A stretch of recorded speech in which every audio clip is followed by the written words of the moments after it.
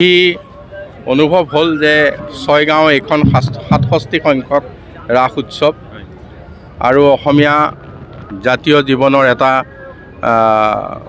ডাঙৰ উৎসৱ এই ৰাস উৎসৱ। গতিকে ইয়াত উপস্থিত থকা আৰু ইয়াৰ মৃন্ময় মূৰ্তিয়ে প্ৰদৰ্শন কৰা যি ৰাস, ই সকলোকে আজি 15 দিন ধৰি আপ্লুত কৰিছে। আজি সামৰণি অনুষ্ঠান, এই সামৰণি অনুষ্ঠানত উপস্থিত থাকি ভগৱান শ্ৰীকৃষ্ণৰ যি ৰাসলীলা, য'ত আত্মা আৰু পৰমাত্মাৰ মিলনেই মূল আমাৰ ইয়াৰ অৰ্থ।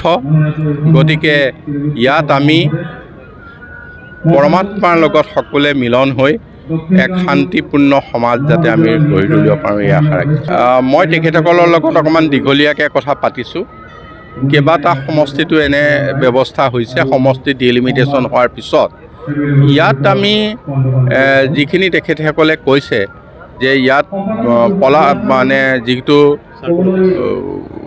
নতুনকৈ গঠন হোৱা পলাশবাৰী, এইটোত এই সমষ্টিত দুটা ৰাজহ চক্ৰ পৰিছে, এটা ছয়গাঁও আৰু এটা মিৰ্জা, মানে পলাশবাৰীত কাৰ্যালয় মিৰ্জা।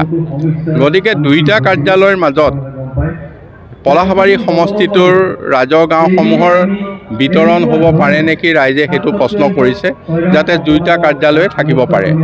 গতিকে এই গোটেই বিষয়টো তেখেতসকলে দিছে। মই মাননীয় মুখ্যমন্ত্ৰীৰ ওচৰত ৰাইজৰ মনোভাৱখিনি মই দাঙি ধৰিম, নিশ্চয় ইয়াৰ বিবেচনা কৰিম।